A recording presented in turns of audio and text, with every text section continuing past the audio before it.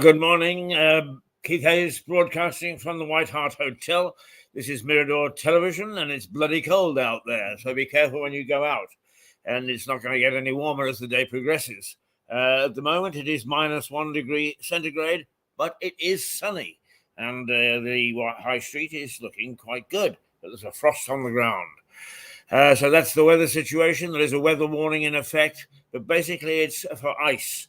So whether you're walking or you're driving, do be careful.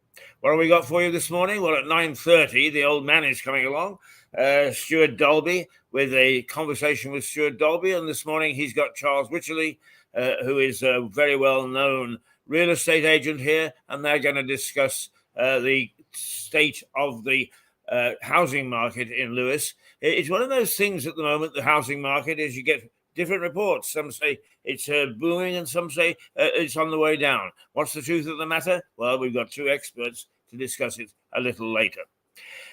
What we'll do first is we will do what we normally do, and that is we will go and take a look at the papers and the Metro. It's one out, all out. And the news this morning, of course, is the fact that just about everybody is going on strike. It is the perfect storm as far as strikes are concerned, and the teachers are the latest to actually join in the exodus. It does seem that there is a split, as there normally is in this Conservative outfit in the government, as to how far they should actually give way to the demands that the various unions are making. It is said that some individual ministers are ready to cut a deal, but Rishi Sunak and Jeremy Hunt are putting in their heels, digging in their heels and saying, no, sir, you ain't getting a penny more. So who knows what the truth of the matter is. But anyway, the fact of the matter is they're on the way out. The Daily Telegraph. Well, it changes from the question of the strikes. It says the trans law could turn parents into criminals. Why we're getting into knickers into it just about trans people, I have no idea. It just shows the sort of thing that we get excited about nowadays. The next month's strike, it says, is accusing teachers in particular of refusing to put in place contingency measures. So in other words, the classrooms are going to be empty, no teachers there. And we are in a pretty dreadful state, aren't we? A pretty dreadful state. And the tough days when Margaret Thatcher wielded a battle axe and took on the unions seems to have disappeared. It's all gone full circle, and some of the militants, like Mick Lynch, seem to be the ascendant. So where we stand, God only knows. But what we do know is that all sorts of unions are taking people out. Start forcing families onto prepaying meters, Shapps warns. Grant Shapps is saying that the suppliers are making the forcing people to go onto prepay meters. In other words, what you do is you put in a quid and you get a quid's worth, and then it cuts off. And he said in this sort of weather, and particularly with vulnerable people, that's not such a hot idea.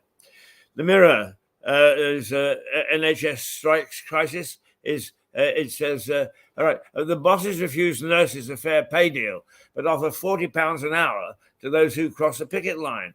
Idiotic, it says. Idiotic. Mind you, you would expect that from the Mirror, I think. And the Times is... It goes, don't let them eat cake. Aha! Sweet treats in the office are like passive smoking, and said the food standards chief. So if you're getting cream buns at your tea time, you better be careful. Not good for you. Keith, isn't there a contradiction here, which really makes my blood? Come on, right up here. Mr. Hunt, you know. Yeah, who's a stingy so-and-so, so I can see.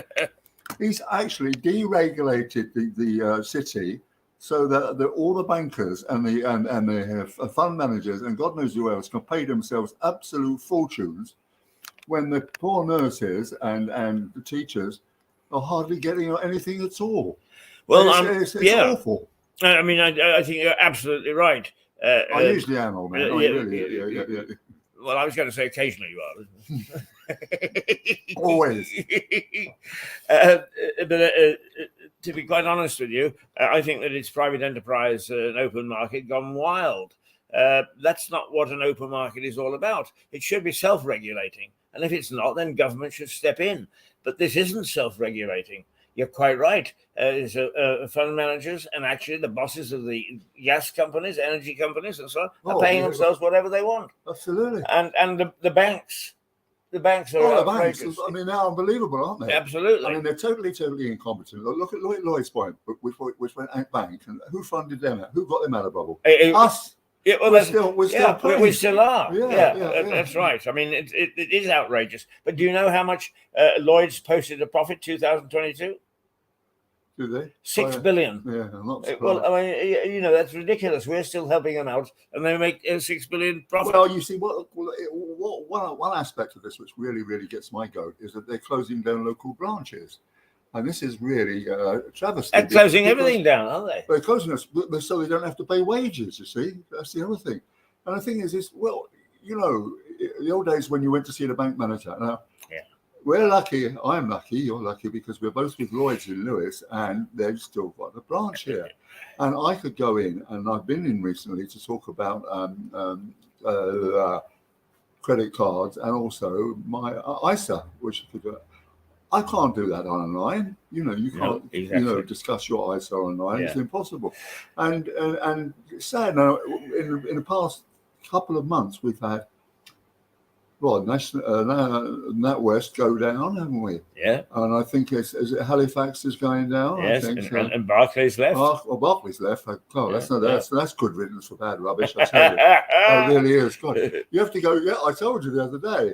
You have to go to Brighton to see those. And the last time I went over there was a whole group of young people chained to the door, and they're having a protest about Barclays supporting BP, and BP is has got these fossil fuels, right? Yeah. And I said I'd like to go in. They said you can only go in if you divest your Barclay things. I said, well, why is that? They said because we're trying to actually stop fossil fuels coming back. And I said, well, I happen to know quite a lot about this because I write about renewable energy, and or I can actually tell you because there's not been enough investment in renewable energy to meet the energy mix. So it's almost certain that we're going to have a bridge. If we're lucky, it will be a gas bridge. If we're unlucky, it'll be a gas bridge, and there's nothing you can do about it. You are blowing in the wind, excuse the pun. Well, let me ask you this, though, Stuart, because you and I walked past, is it the Halifax? What was, and you said, what were they before? And they were building societies. Yeah. But they had a sign outside saying, is your bank closing down? Because if it is, come in and join us. Now, are the building societies and these quasi banks fulfilling a need? Are they seeing a gap in the market? And are we actually going to find the growth of these things on the high street? And how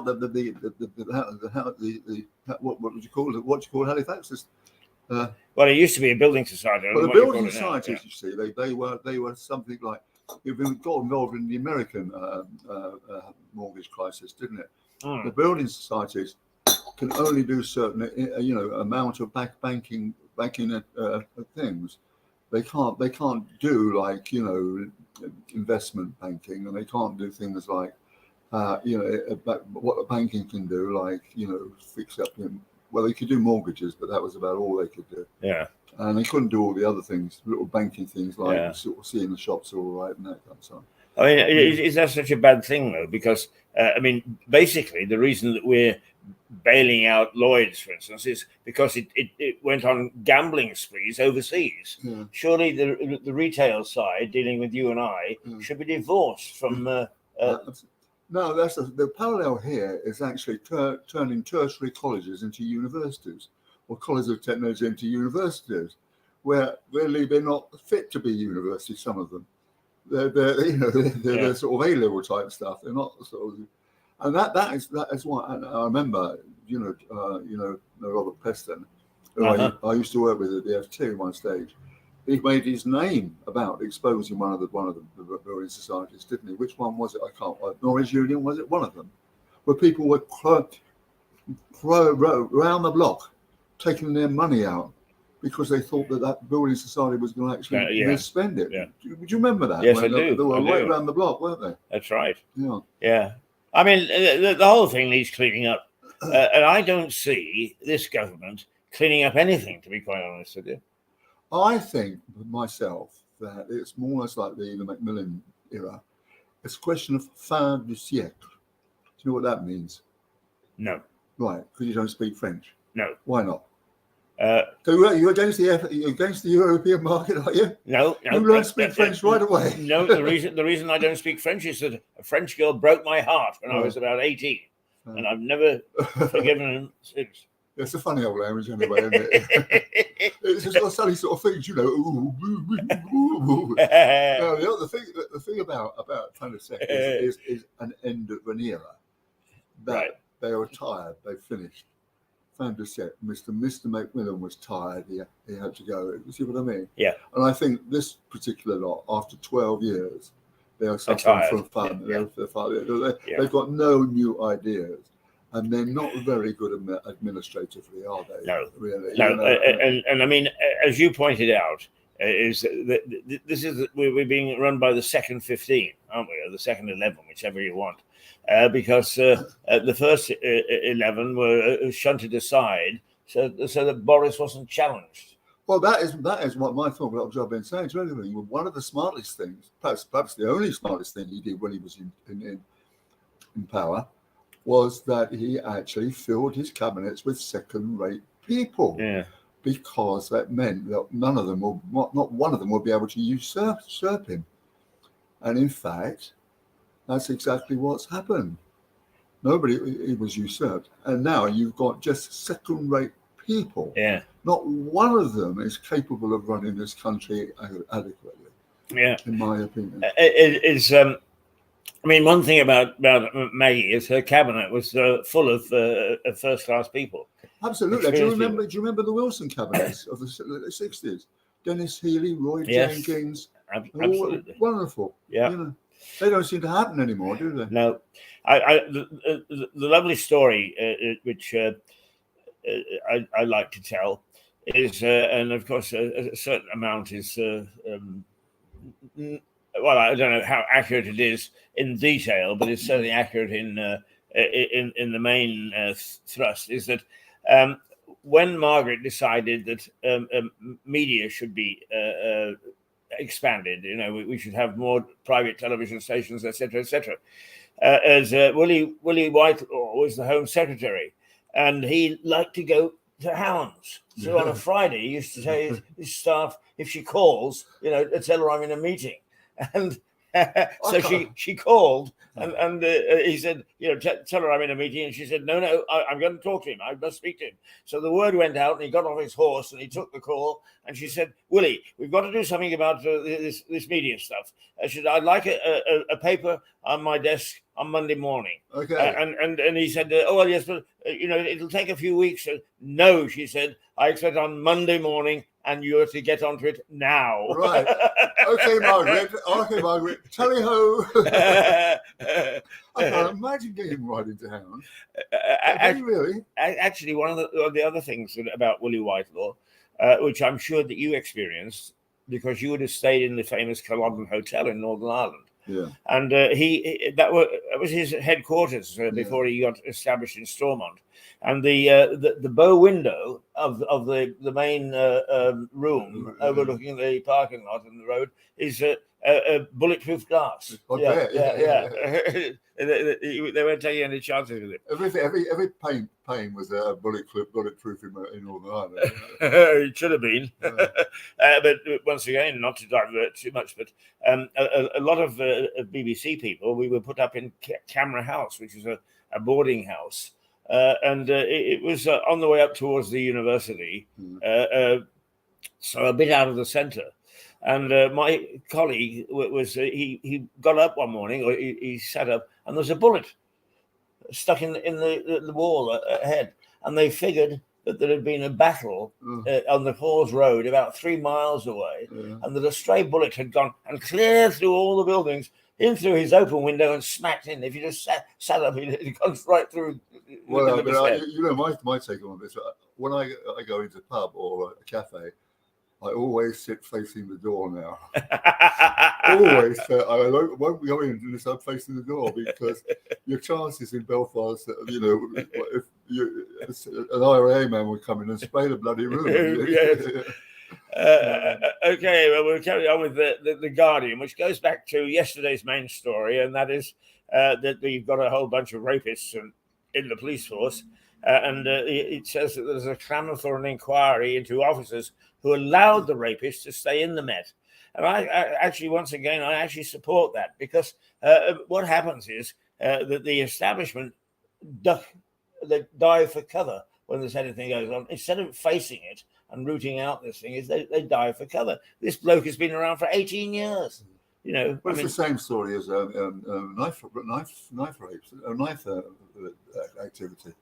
Yeah, maybe these people actually just dwell on people who, people who look like they're going to have a knife on them and so on. Yeah. But I mean, this rape business is very, very weird. What does it mean exactly? Are they raping women or colleagues, or what do they mean ripping? I mean, they mean just patting their bum, or they're actually.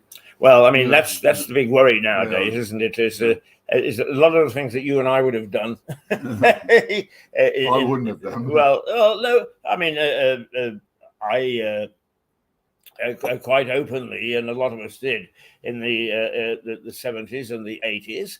We say, "Hello, darling," and we would give somebody a hug. A lady, if you do that now, you're in dead serious trouble. But in those days, it was quite usual to show affection. My youngest daughter is a very, very keen feminist, and she actually has been involved in it.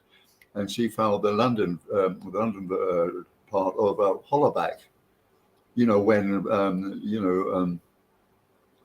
a builder, right. You get builder's bum, where you get maybe whistle at somebody coming up, give us a kiss, darling. Yes. So my daughter turns around and such a bloody face, mate. It's just the way, Yeah. Well, I mean, she's fighting her corner, and quite rightly so. But I must confess, is you're not going to stop builders on these corner lots from giving a wolf whistle, and a lot of ladies consider that a compliment. Yeah, I'm good looking enough for these young Turks. My wife considered that, but when she was well into her 60s, she said, if they whistle at me. Yeah, but a lot of this thing it gets very, very blurred. I mean, people who go to office parties in a House of Commons or something, they get their bottom actually taps, blow taps them as they're going out, and they go back to the office and say, "He bloody raped me." Yeah. Yes, that's right. But mind you, in the House of Commons, is quite often the knickers got taken down, didn't they? I mean, it was pretty bad at one time. I wouldn't know. Oh, dear. I've never raped anybody in the House of Commons. I've never raped anybody. Never seen a pair of knickers hit the floor. Right, strip the rapist PC of his £22,000 pension. Well, that's like shutting the door after the horse is bolted, isn't it? I mean, okay, I understand what they're saying is that he shouldn't benefit. His pension has already been gone. It's gone, Yeah. But then again, what do? You take some money off a bloke, and so what? He hops it down to I don't know what they call a labour exchange now, and signs on, and he gets all the benefits anyway. So that seems a bit useless to me. The Daily Express, traditionally the paper that supports the government, Rishi, bonfire of EU laws will help boost growth, he says. Now there's this controversy about we should keep a whole host of EU legislation. Bonfire doesn't mean bonfire, but burning of it. But burning of it. That's right. Yeah, it's illiterate. What's the word? Yeah. No, I think his little campaign to actually get back into Europe is very, very good idea, and it's also very, very good for business, and that's why Keir Starmer is cozying up to all those, because I think a lot of these people realise now that Brexit was a disaster. I mean, can anything you feel there's been a benefit of Brexit? Well, the distant side of that is, and the reason that I don't want us to go back into the EU just yet is because it's such a corrupt organisation. If it was here in Lewis and I said to you, go and join it, you'd say, don't be so daft, Keith. The fact of the matter is, I mean, as you well know, is the lady audited and refused to sign off the books in Brussels. So what did they do? What was the answer? They sacked her. I mean, that's got to change. Reform has got to come in before. It's correct. Well, the bloody civil service here is corrupt, as far as I can see. Well, actually, corruption is a very difficult thing to. I mean, once again, Stuart, you spent a lifetime in business journalism, and I've spent a good part of it too. I mean, the sort of things that I came across, for instance, is the German government actually allow German businesses to write off bribes that they have to pay overseas. Now that's saying corruption is okay, isn't it? Yeah, I suppose. Yeah. I don't know. I think the main argument about the main argument about for Brexit was that we're being run by unelected people. Well, we're run by officials. Yes. I mean, they're unelected, aren't they? Yeah, there are arguments. The people who run our sides, country are unelected. Yeah. Basically. Yeah. So why? And also, this business they're unelected people. Yes, and they're overpaid. Yes, and of course they are corrupt. And they're at the handouts. Well, that goes with any kind of official, in whether it's NATO, whether it's the it's NATO or all these things. Yeah. I mean, I know that various people who work for. Well, I mean, as you know, I spent quite a lot of time in Russia, and I had a lot of time for Mikhail Gorbachev, and his famous quote was, "One of the great mysteries of my political life is the speed with which European politicians are rushing to recreate the old Soviet Union." Right. Okay. What's this? The match of this is the Sun. Lineker drowned out by porn film groans as the BBC studio prank. he was doing match of the day. It's in the background. It's been a little thing about me. I've actually said, I think Gary Lineker should stick to football. Yes. I mean, he's opining on politics and God knows what. He's going to get himself into a well, he's all right because he's made his money, hasn't he? Yeah. You know. I mean, I took classics at university. I wasn't terribly good at it, but I took classics, and I quite often go back to some of the great philosophers of 2,000, 3,000 years ago, and I think that it was Plato that said, when a man becomes an expert in one thing, he immediately thinks that he's going to be an expert in everything. Absolutely, yeah. Oh, could you speak Latin then, do you? I used to be able to read it. Okay, the IMF outlook turns brighter as the world copes with upheaval. Have you get the Financial Times and read it in the bath before you go anywhere? What's that all about, Stuart?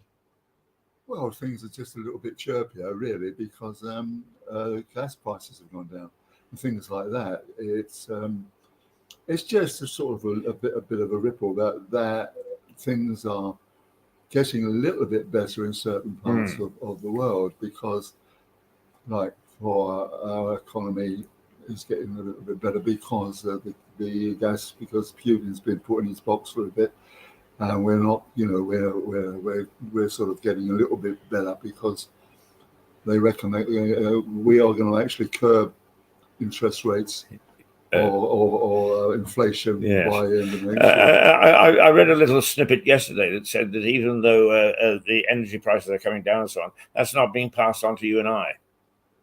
Oh no, it's not. That's what we can talk about later. Yeah. They're not being coming down because that's what I've been going on for months, haven't I?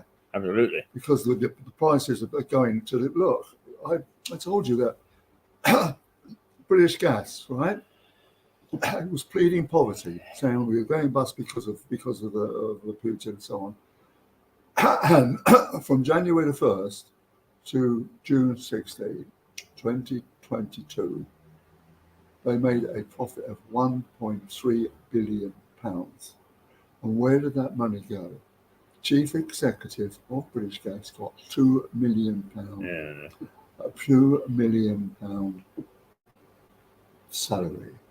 And all the shareholders got a possibility of buybacking some shares, more shares. That must have cost millions, absolute millions. Yeah. The leaders of this cartel are profiteers.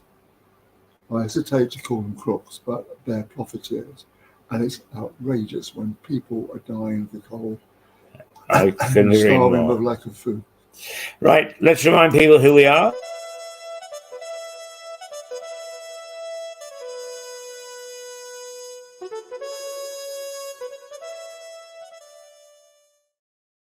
My little tweak of the well done, the energy companies. They're full of bright ideas to help their customers. Now they've made power so expensive that for an average house such as this, you can't afford to heat it. So you don't need appliances such as this. But that means you also don't need a fridge, because you can keep your groceries cool and fresh without it. The house is cold enough. Well done, chaps. Right, okay. Stuart started to chuckle there. I don't mean to make him chuckle first thing in the morning, because he likes being miserable. But okay, the Daily Star, huge if it's true. The truth is out there and there and there and there. It's back to it's Little Green Men again, because it says there's a Republican congressman who accuses Joe Biden of covering up multiple UFO sightings. He claims proof is there for all to see in the Bible, Ezekiel 1-4:28, since you're asking, which I think is about the wheel within a wheel rolling.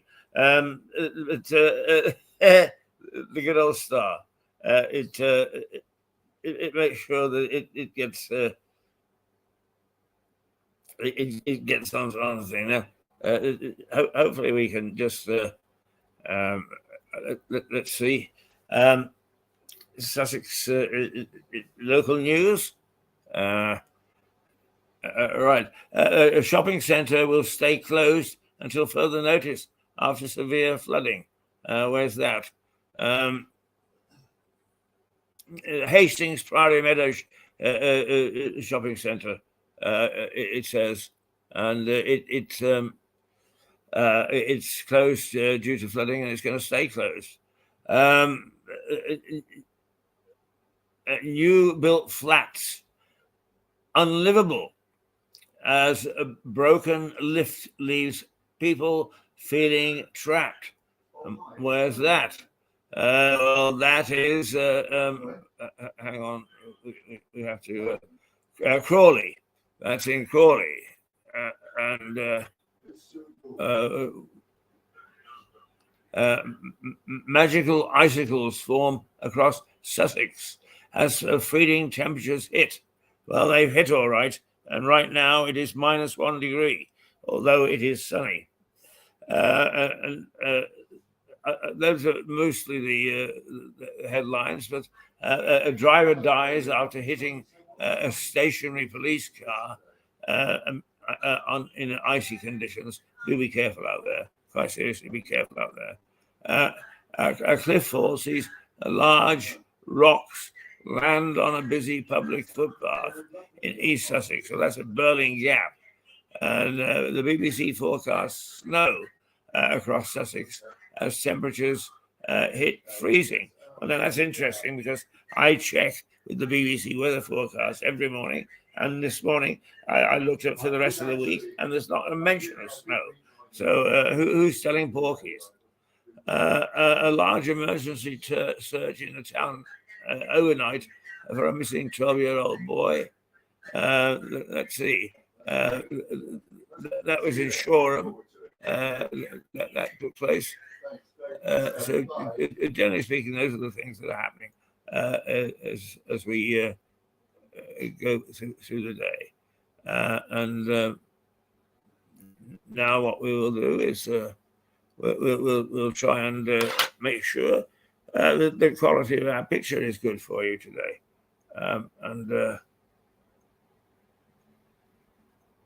If you'll just give me a second, I'm leaning across the screen.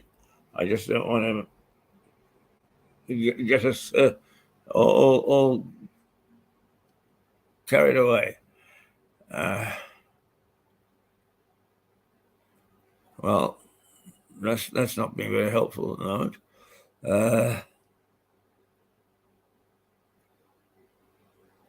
I can't see that we've got any picture at all.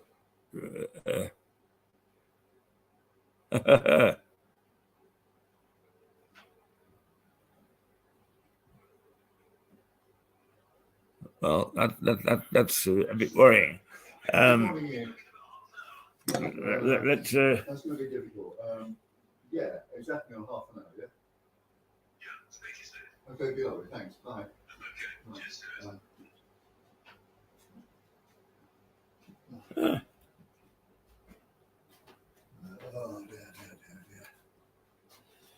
Oh, there we go. There we go.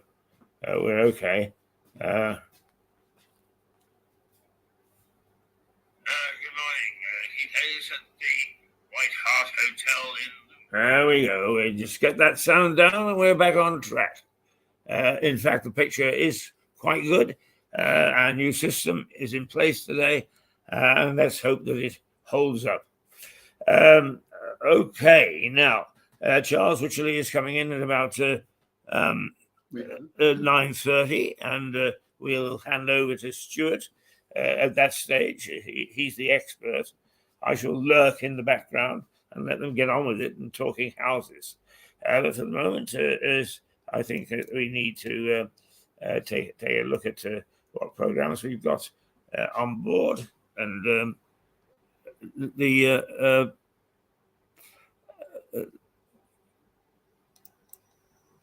here we go. He said, and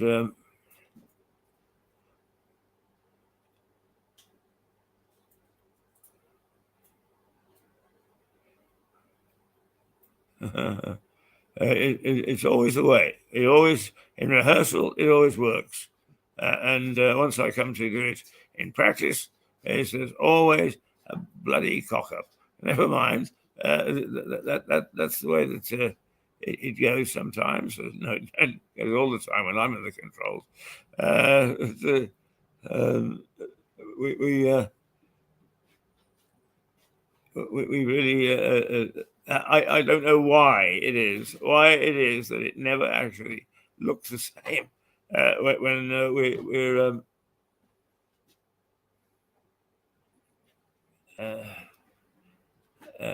We should have a B. Here we go. Right. Okie dokie. Now, one of the things that we used to do before lockdown was we actually had a program dedicated to law and order. And I thought we would show one just to show you, A, what it was like, but B, how little changes over a period of time. So here we are, and it was called Catch 'em.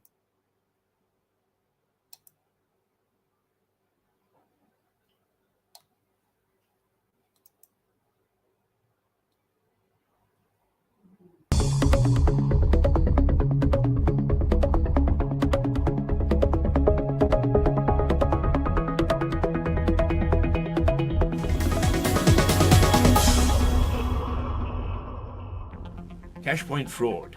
It's moving south, so watch your cash carefully. It's a dog's life. If you own one, microchip it. It's now the law. And Lewes Prison, often home to the rich and famous.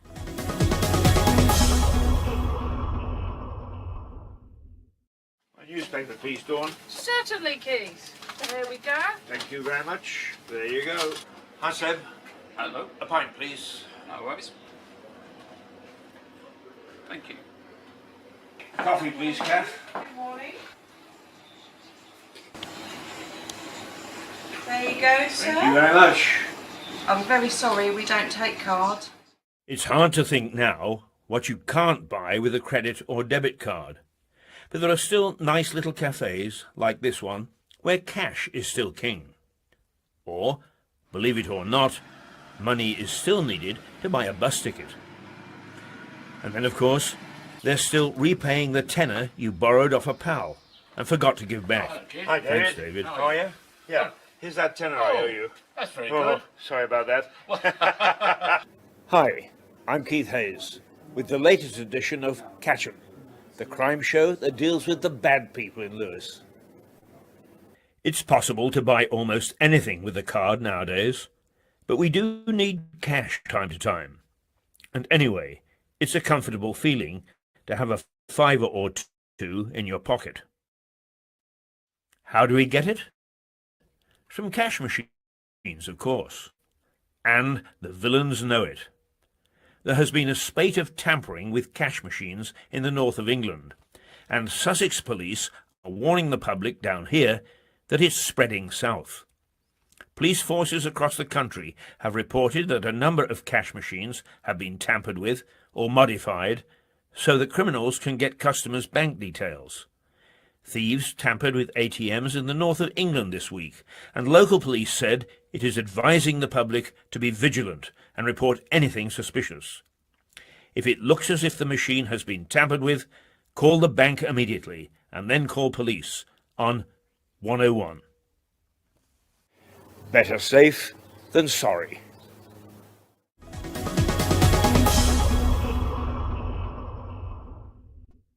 We're a nation of pet lovers.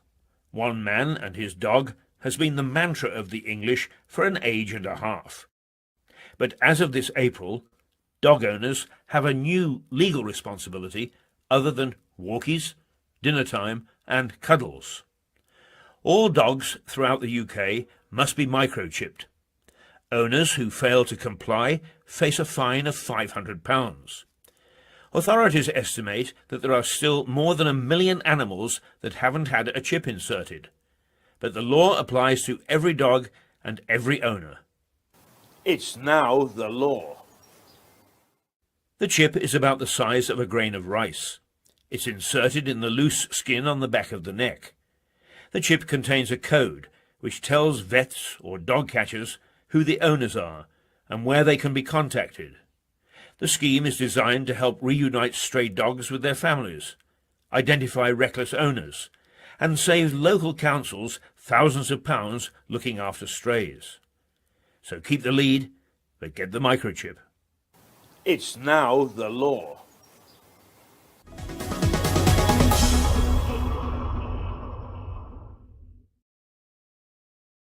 Hello, darling.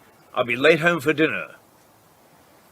How very thoughtful of me to let the good lady know. But if you do it while driving your car on your handheld mobile, it will be an expensive meal.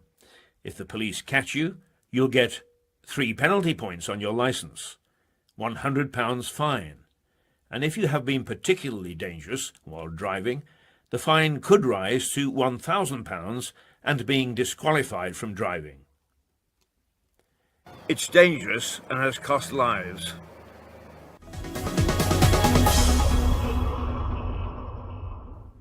But on the outskirts of Lewes, the town's jail looks formidable. It was built in 1853, and over the years has played host to a number of famous names from the world of crime. The Russian prisoners from the Crimea War, who were held in the old naval prison, have become famous over time. There's a monument in St. John sub Castro churchyard to those inmates who died while in captivity. It's paid for by Russia. A play has been written about them, and only recently the Russian ambassador paid a visit to the site. Less well known is that 300 Finnish grenadiers, fighting for the Russians, were incarcerated in Lewes jail, not the naval prison. They were the new prison's first inmates. Several leaders of the Irish Easter Uprising in Dublin of 1916 were held there. They included Eamon de Valera, later the Republic's first president and prime minister.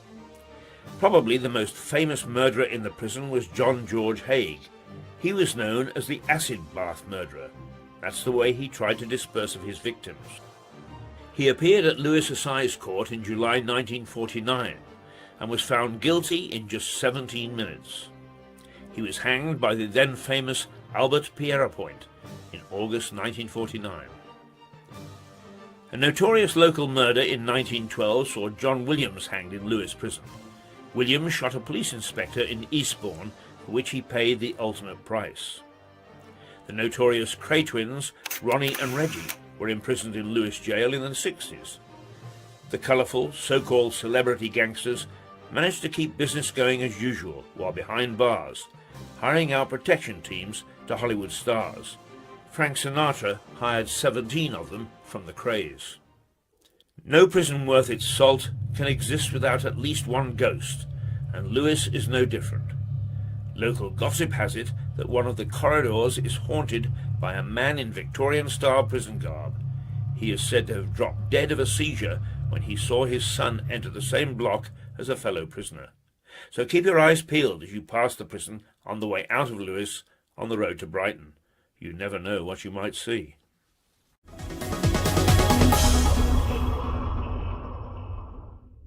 And that's Catch 'em for this week. See you next week for more news about crime around the district.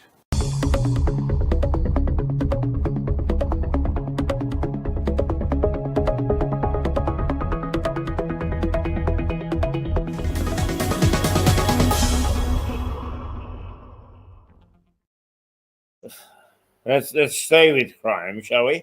Because no, we won't. There's some disturbing news this week, and it comes from Kosovo, a country that we tend to forget, a tiny little country, but nonetheless a symbol of independence of a nation in the Balkans. And it used to be a province of Serbia, and Serbia has not been willing to give it up, even though it has independent status and is accepted by the United Nations as an independent country. The Serbs still saber rattle. And this past 2 weeks, not only have they had troops massing on the borders with Kosovo, but they also have had put on general alert. In other words, the possibility of them marching across the border. So it's a very distressing time for the Kosovars. They haven't always been their own best enemy, best friend. They do some silly things, as quite often things do tend to, people do tend to do when they're not experienced in international affairs, but also when you've had bad guys running the show, and bad guys traditionally do not like to give up running the show once they've got their fingers in the pie, once they actually are calling the shots. Now, here is one of a little tall tale about my experience in Kosovo. So here we are, a tall tale, and all about Kosovo. And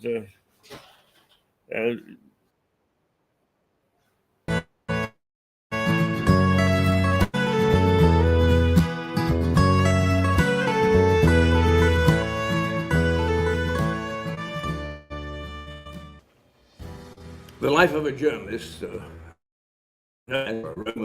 whatever you want to call me, can bring up some very interesting situations and some very interesting places. And strangely enough, one of the places that I remember very fondly is Kosovo. And I had a couple of experiences there. that I thought were amusing. They certainly weren't at the time, but in retrospect, not bad. On one occasion, I was there training some journalists, and there was a kerfuffle outside the office window. And I saw that the police were surrounding a man who was waving a revolver, and they had batons in their hand. Perhaps not unreasonable in the circumstances. But one of the chaps that I was training was an American photographer, and he was busy snapping away.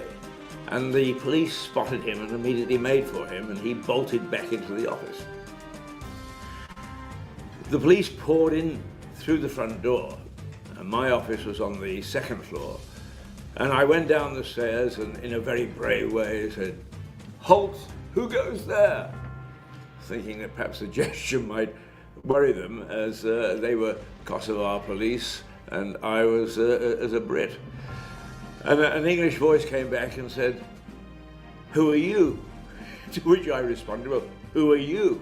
And it turned out that these police were being trained by an English policeman. To which I said, "Well, if you're training these police and I'm training these journalists, you know very well that you cannot take a camera away from somebody in the street, except if you are suspicious that it affects national security. Other than that, you have no right to take a camera from people." He was a half-decent sort of chap, and we sat down and we resolved the issue.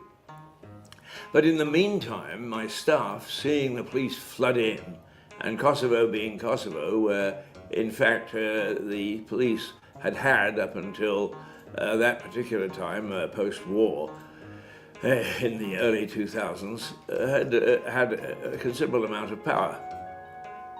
And so they had rushed up the stairs and they had phoned General Agim Ceku. Ceku was a hero of the war with Serbia. He later became Prime Minister, and I believe today, is still a minister in charge of the armed forces. But I got to know him, and I found him to be a very decent and honest man, even though he sees things as a soldier, and one would expect that. But anyway, we had become friends, and the staff, my staff, had phoned the general and said, General, the police are going to lock up Mr. Keith." To which the general said, "Tell him not to worry. If he gets locked up, I will send the army down and get him out." It's the first time that I've had an army and the protection of an army to get myself out of a sticky spot with the police. As it turned out, the jail did not beckon, the army did not come down, but the fact that General Ceku was ready to send them in and get me out was very comforting. As it's coming up to Christmas, the other thing that I found very amusing is quite often very serious people get into debates about how intolerant we are and that societies should recognize those who are of different faith and so on and so forth. Well, Kosovo is 98% Muslim. And one of the things that I wasn't sure about, and I didn't want to offend my staff, and I said to them, "Would you like to celebrate Christmas? Do you want to decorate the office? And what do you do?" "Oh yes, please," they said. Well, I had a little bit of money in the budget, so I said, "Well, off you go, get a few decorations." And off I went. I came back later in the day and there had been hectic activity, and I walked in and there was more ribbon, more baubles, more Christmas decorations, more tinsel than you could shake a stick at. There was a Christmas tree, there was absolutely everything.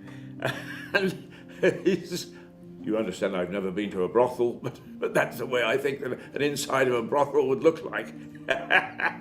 It was decorated to the hilt. And this in a Muslim country. And I walked out later that day and they sort of laughed at me and said, Mr. Keith, we don't really worry about these things. We celebrate Christmas and we enjoy it even though we're Muslims. And sure enough, outside the main hotel, the Europa Hotel, there was a nativity scene, quite a large one, put there by the city. And around the corner was a mini moke, one of those sort of open jeeps that you find at the seaside whenever we're allowed to go to the seaside. That people travel around in. And around the corner came the mini moke with music blaring, jingle bells and carols and so on and so forth, and with a Father Christmas yelling out, "Merry Christmas, have a happy time," and so on and so forth. It took me aback. The one thing that you expect in a Muslim country is that they don't celebrate Christmas. My goodness me, in Kosovo, it was a Christmas to remember. It was terrific. And we had several parties initiated, I may say, by my Muslim staff and not by me, although I'm always good for a party. So, out of jail, courtesy of the General, Christmas in a Muslim country with mini mokes, Father Christmases, nativity scenes, and an office looking like a brothel. Doodle pip.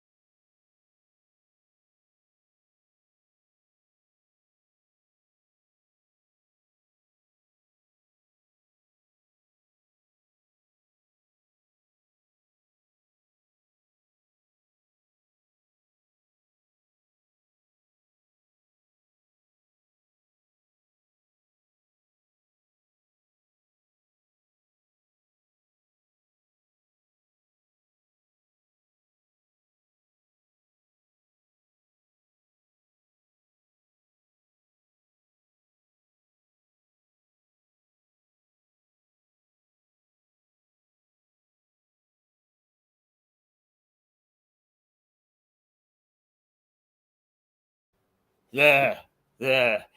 We've got we've got a sound back, so you can hear me. I'm not at all sure that's a good thing, but still. And at the moment, we are hunting down our guest. It is only it is now 23 minutes past the hour of 9 o'clock. So it is time to give him a little nudge and say, "Oi, remember that you are coming on to Mirador this morning." And so Stuart is it's his guest is making sure that he's on the way. It is cold outside, and at the moment it is -1 degree centigrade. It is sunny and it is cloudy. The warnings from the Weather Office and the warnings from the BBC are contradictory. One says we're going to get a packet of snow, and today was supposed to be the day that it was going to happen. The other say that if you look on their chart, is that it's going to be cold, but there's no sign of snow during the week. So who to believe? I don't know. We're supposed to have had this covering of snow already, and since it's not here, perhaps we are going to escape. Perhaps it's just going to be very cold, and it is very frosty. And both if you're driving or if you're walking, make sure that you don't get yourself and your knickers into a twist and fall over. I'm used to falling. I know how to fall, generally speaking, anyway. So it's not a problem for me, but it is for people who are not used to getting in these conditions and striding out and behaving as they normally would, only to find out that their feet are taken underneath them, or in the case of a car, is that you put on the brakes and nothing happens. So that's where we have the situation with the weather right now. This morning's newspapers were, to say the least, mixed. They on about the strikes in the main, but there is some that have gone back to yesterday, where it was revealed that there's a serial rapist was still being employed by the Met, and that it could be that there are up to 80 such predators in uniform. Now, as Stuart said this morning, you have to be a wee bit careful about how to extrapolate this sort of information, because it doesn't always jibe. But it does seem that they've got this one guy banged to rights, and he is a naughty, naughty boy. And one of the headlines in one of the newspapers is this morning that the question is being asked is, how in God's name was he allowed to stay for 18 years in the Met when, in fact, the people who were aware of how naughty he'd been. And in very many ways, it is typical of what's happening in our establishments at the moment. Is there is no care taken, or they're so fried of their own shadow, afraid that is, not fried, of their own shadow, that when something happens that is untoward, they all race for cover. They rush to protect their own backsides on the basis that they shouldn't have let it happen in the first place. But since it's gone on for so long, there is no excuse. Well, there isn't any excuse. And they should not be ready to use any means to cover their tracks. It is not right. Incidentally, there's one lovely little story in the Star, and that is that a congressman has accused President Joe Biden of hiding the fact that there have been multiple UFO sightings that he has banned from being exposed. So we the Star strikes with his little green men again. All right, old boy, no, But, I'm going to get Charlie now. So. Right. Okay. Then I will actually keep chatting until you get back, and we look forward to seeing both you and he. Let us see what else we might have here, and let's see. Well, let's play a little train, shall we? What we do on Mirador is, because we're not able to send great teams with cameras around the world, we do it through model trains. And this one is to New Zealand. So let's just take a little peek at New Zealand, shall we? Yes, why not? Why not indeed? A land that I know not very much about.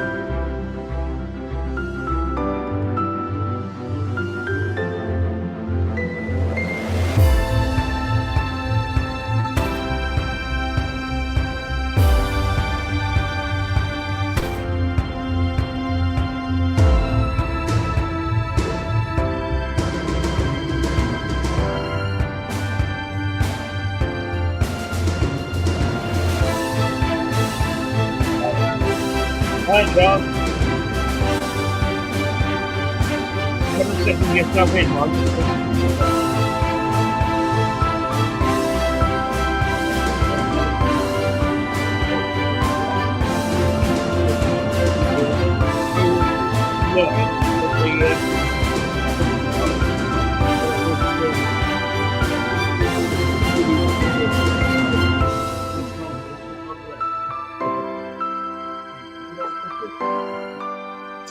Well, only if I'm not putting you out and if I'm binging on your time. How do you like Just it? black for me.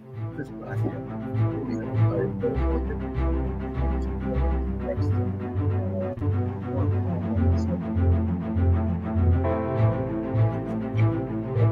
yeah. Keeps me going, coffee. Oh, yeah. Doesn't that keep us all going? Right. Okay. Yes. Got you in there. All right. Shoot from here. Bless you. No, you're all right. Yeah.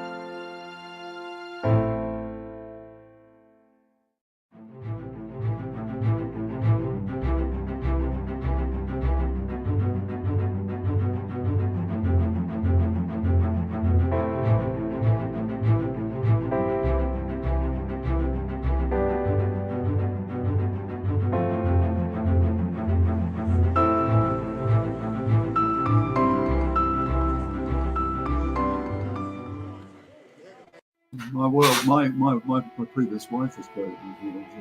Definitely, yeah. And my daughter Julie was in New Zealand. Okay, here we go. Ah, here we are. Yeah.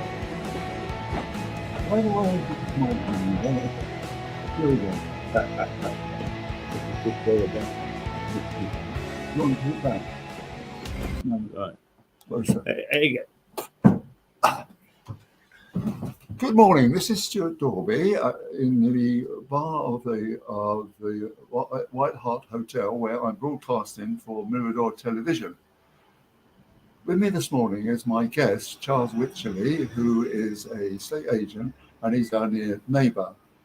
And we're just going to have a casual chat this morning.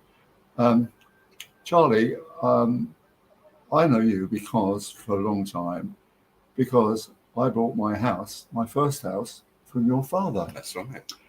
And so, is it okay for me to say to you, are you a scion of a long-standing, very successful Lewis business? Yes, absolutely. Yeah, I would go along with that for sure. Yeah, and when I bought that house, the reason I bought that house is that I was one of the first such graduates at Sussex University. And my third year, my tutor said, I think you're going to be a first. Not that you're going to get the first, you'll be the first not to get anything, because it's a new university and everybody gets something. And anyway, I came to Lewis just to actually try and do some work and get a degree. And I fell in love with the place. And I swore to myself, once I, were looking for a home and so forth, this is going to be where it is. So when I came here, I looked around and so forth and so on. And then I got in touch with Ivor and I bought the house, and I've had it all my life. And as time went by, I began to think about Lewis, and I thought, well, I am, because I have a house in London as well, I'm a DFL. Yes. Right, so forth. And I began to think, well, is there a lot of DFLs in this house? Or is it a town where they're just people who have got homes here, and I keep them all their lives? And I began to think about all this, and when I was talking about you, there didn't seem to be back then many DFLs, did there? No, I think that we have a conversation probably 5-6 times a year, don't we? We'll bump into each other. Well, you run away because I'm going to ask you what my house is worth. As many do, let me say.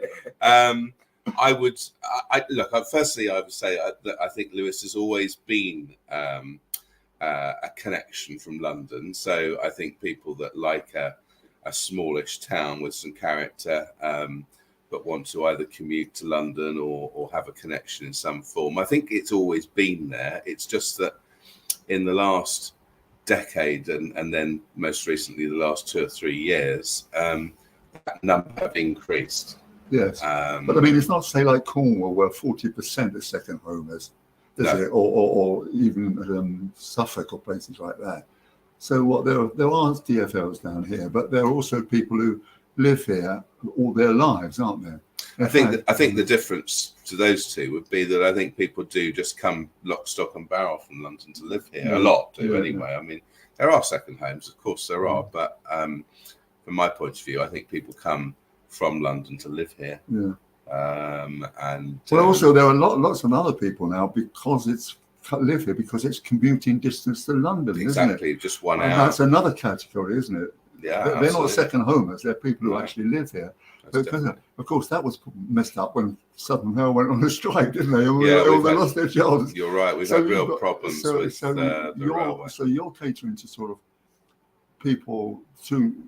Let's sort of say there's DFLs, then there's these people, and there's people who have lived here all their lives. There's a great sort of, you don't come from around here, do you? Sort of thing. Lots of people like that.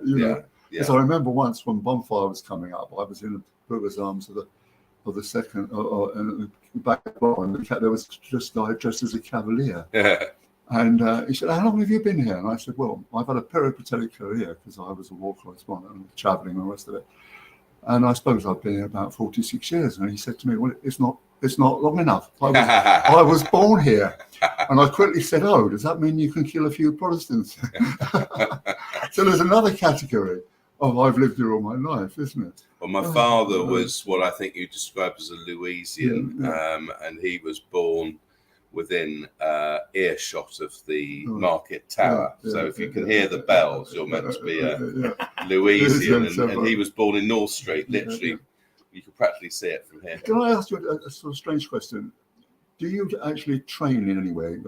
Yes, Doing I a do. survey and so forth Yes, to I do did. this kind of thing? Yes. So I left Lewis Priory, where I went to Yeah. Lewis Priory School, and I went to South Bank. We would grandly call it university now, but it was Polytechnic, and I did what you call a sandwich course in those days in estate management. Oh, right. That's very interesting. And I learnt a large number of skills from that, but you were really being trained to be a valuer surveyor in central London, actually, for that course.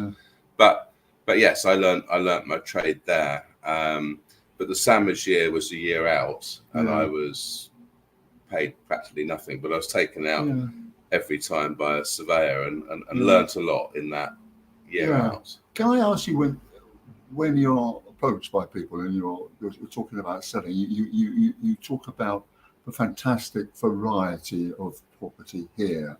Yes. I mean, you start from a Norman castle to a Tudor mansion to neo-Georgian, and then Victorian cottages like I mean, and you're able to sort of offer these people this kind of huge range, aren't you? Yes, very much so. Yeah. Well, Lewis is a very old town, isn't it? I mean, we've got properties back to the 12th century at some points, but clearly that's right in the middle or in the south just to the south of the High Street, and then it's evolved with the estates around, and then of course the beautiful villages. So I'm lucky. I sell a flat for, well, possibly 150,000 these days, but you might not get a flat 150 now. Right up to properties to 3 million. So it's a big range. Has it always been like that? No, the prices have gone up hugely. I was wondering, for example, now, back in the days when we lived there, what could you do? What was there to do? There's the Odeon down the bottom of the town. That was about it. Now look what you've got now. You've got Glymbald over there. You've got Brighton over there. You've got the depot and all kinds of things. And in terms of shopping, there's an amazing wasn't much shopping back then, and now you've got all those kind of things. So they're again attractions, aren't they? And it's changed in the sense that you now have many individual shops. But I would say this is that going back to my youth, you would be able to go to a greengrocer, a fishmonger. I know there are butchers, but butchers, bakers, all scattered around. So the shopping has changed really. And also, isn't it the death of the high street rather sad? Very sad. I find it, and is that due to people wanting to shop online or their business tax? I think there's a whole range of reasons. I don't want to be overly controversial this morning, but I'm not a massive fan of the parking scheme that we have, and certainly if you speak to shopkeepers, they will complain about the parking. Really? Yeah. I mean, if you want to park for 2 hours outside my office, you pay £8. Yeah, and up there, then you can you up at the top there by the castle. Yeah, yes, it is difficult, but I suppose it's true. The death of the high street is going away. It's so sad, You come up here and the butcher, the baker, and the candlestick maker, they're all gone. It is sad, and I mean, yes, we are well known for individual shops, and that does remain. But if you walk from one end of the high street to the other, you'll see quite a few empty shops at the moment. Yeah, does that affect your business at all? Not particularly, but I do want to have a vibrant town for two reasons. It's obviously good for the town as an image, and secondly, I don't want to see people go under. And things like late night Christmas shopping that we've had, and the Chamber of Commerce, etc. It wants to be vibrant, doesn't it? So it does, yeah. But also, I suppose there's the downsides that there's a lot of a lot of people, much more people now, sort of, and so forth. So, and also and so forth. But I mean, online will have yeah. a bearing, of course it will, and one understands that's what happens. Another question I want to ask you: there are programs now on television about this is what we talked about before, like Escape to the Country. Yeah. And the other one, like the one who's trying to sell stuff in Costa del Sol and so forth. My wife watched those. Not that she's ever going to buy one, but she just likes watching it. And is it a sort of a good thing that for you, for example, that all these kind of pictures and so forth and things are advertising these what's-its? You can. Well, I'll say this: I think that property is a huge subject in people's minds, and if people are looking at these things on national television, etc., it will remain an excitement in their mind. And people look at, say, Rightmove. I mean, we're also on a website called On the Market, but Rightmove particularly on a daily basis. It's just an interest, possibly close to an obsession in some people's cases, and that's a good thing for me because it means that property's in the forefront of people's minds. And going back to Lewes, I mean, it's a popular town, so if people want to get a particular type of property that's rare, they need to keep in touch. So going back to the television, I think it's a good thing that it's a major part of people's lives, and good that people enjoy it. Well, I agree. Yeah, that's what we've been talking to you about. Absolutely. And are you just back? You go elsewhere as well now, don't you? So in terms of my selling, I would say I have, let's say, a 6-mile radius. I could name you my boundaries, but I don't go into other towns, but certainly all the surrounding villages. I'm also a chartered surveyor, as you've alluded to, and so I do home buyers survey reports, and that is a slightly wider net, probably a 10-mile radius. But are you sort of in competition with the chains? Yeah. I mean, estate agents are highly competitive. As you're the local boy, you probably, you're ahead of the race, are you or not? Well, I'm going to put it in another way. I'm going to say I know a lot of people in the town. That must help, yeah. And so that's a very good thing. And also, if I'm invited to a house to come and value it, the chances are I've been there before, so I will know it. And so I would like to think that the local knowledge of both people and houses would be a strong suit. And I enjoy it. I genuinely enjoy it. Yeah, I'm sure you do. It's you're a local character. Yeah. No, I must tell you, talking about local character, just to change my mind. Yeah. Ever since I've been doing TIFF television, I'm walking along the street and people saying, "Hello, Stuart. Oh, like your hat." I haven't got a clue who they are. I know. Well, I mustn't admit to not knowing who people are. I need to know who everyone is, but there is occasion that happens to me as well. Because I sit at my desk right at the front of the office, so I see everybody all day. Yeah, absolutely. So going back to the history, then my ancestor started estate agent building and undertaking in 1853. Who was that? That was who's that? Was that A? And that was Henry. Henry. What's the A actually? So A was the son. Oh right. Which is Alfred. Oh right. So Henry was the first generation. And that was which? So that was in 1853 in Keir Street. Right. And then gradually the family moved down the High Street to where they considered the pinnacle of property, which was next to the White Hart. Right. Amazing. Yeah. And that's how it all went on. But we've been in that office next door for now over 100 years. Really? You had the roof bashed in, didn't it? Yes, perhaps we shouldn't talk about that. Okay. And a piece of masonry fallen, shall we say? Yes.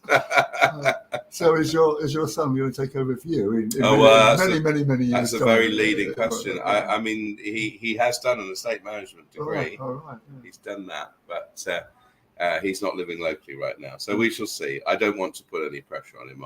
No, but it's a great job to have in a way, isn't it? Because property is so interesting to everybody, isn't it? Really? And when you think about what we talked about, all the variety of houses and so forth and so on, it's just very interesting. The setting's interesting, isn't it? But now, I must ask you another question. Then, what the planners' costs called the donut effect. You get these lovely little towns like here, like Canterbury, and they're nice little towns who have nice cream teas in hotels like this in the afternoon. And all of a sudden, because the pressure on housing, there's not enough housing in this country, you have the donut effect. You have estates surrounding round the town.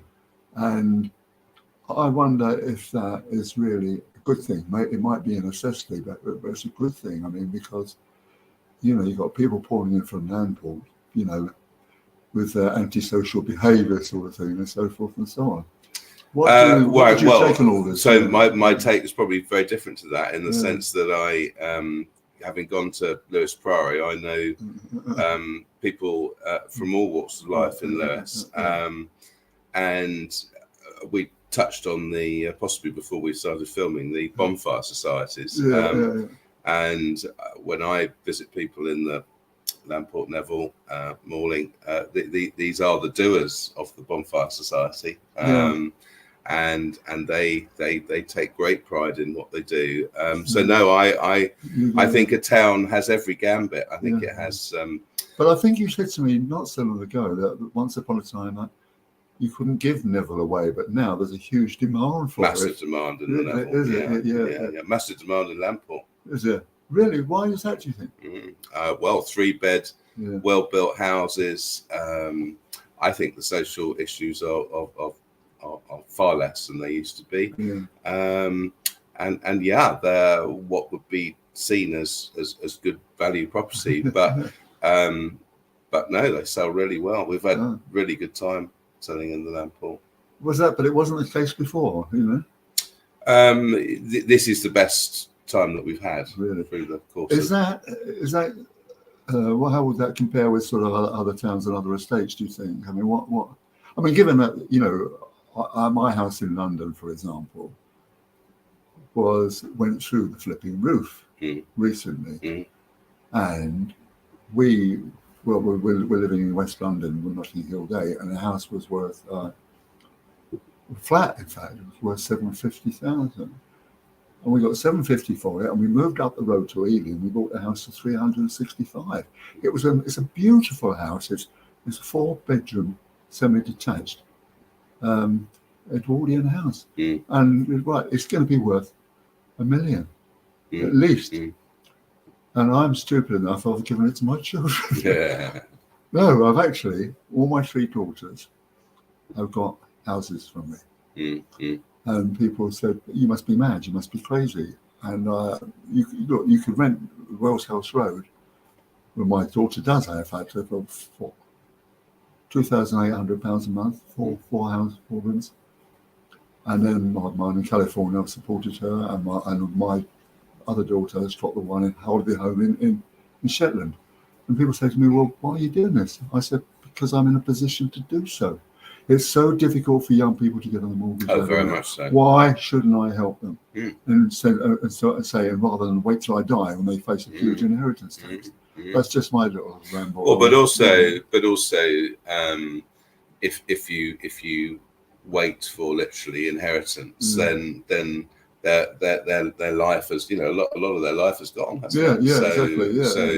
But yes, I think we should say that it's very lucky if one can help your younger generations, isn't it? But many of the younger generations struggle, don't they? Really badly. They do struggle to get on which I feel very sad about. I mean, my middle daughter, she's got first in geography. She got a MCA Imperial Colleges in environmental science. She earns absolutely bugger all. You know, you would think that kind of thing would bring in a good wage, and you know. Well, if you look at the mortgages that people have to pay for really a property that's very modest, it's very high. So well, now it's even higher now. What with all this, the current situation, and rentals are high, so it's really tough for young people. And let me just add, with student loans as well. Absolutely, So it's tough, and it's quite. I sad kept saying to my stepdaughter when before all this happened, I said, look, if you want to buy a house in Wales where you can get a house for 80,000, do it now. You can get a running mortgage for 1.5%. Do it now, and I will help you do it. And she didn't do it, and now she's got to find a 6%, which is a lot of bloody money. Yeah. No, really difficult. I mean, that incredible market that we've just experienced post-COVID has changed the market a lot, because obviously a lot of people have moved out of the cities. Partly because the schools are very good here. Yeah. Is that a factor? Well, that's been a factor for quite a long time. Yeah. And you're right, the primary schools, Lewes Priory as well, secondary school, and the grammar and all that kind of stuff. So well thought of. That people definitely come to Lewes for those kind of. But the only problem with that is, don't let people know that Piers Morgan went to Priory. It will affect our credit rating. Well, Piers was, I think, about 3 years below me, so I didn't actually know him, but I did know he went there. We'll just keep him. He has his cricket match every year, doesn't he? He does in Newark. Yeah, I have been to see it. What I really dislike about Piers, being a journalist myself, is I really resent this personality-led news. You know, people like him and what they put their opinions before the news. There's no impartiality to it. I think that's wrong. I really do. Yeah. Anyway. Yeah, well, I like to be able to formulate my own opinion. That's what you're saying, rather than being told what my opinion is. Yes. Well, that's great. So it's lovely to talk to you, Charlie. And you. And what more shall we say? Do you want to take up talking about what we offered you, or what do you feel about it? Well, I was saying that I just wanted the first sort of third of the year to just sort of get my act together, really, because life has been busy, and it's been busy again now. It's just in a different type of busy. We're putting quite a lot of property on the market, which is good. We still seem to be having a decent number of viewings, but we're not selling as much. That's been the trend of this first few weeks of the year. People say January is a difficult month, and there's a certain amount of truth in that, but it does feel like a trend that it's definitely more difficult than it was. I hate doing things off screen, but I lived in North America, and I've lived in various places, and always had fairly big houses.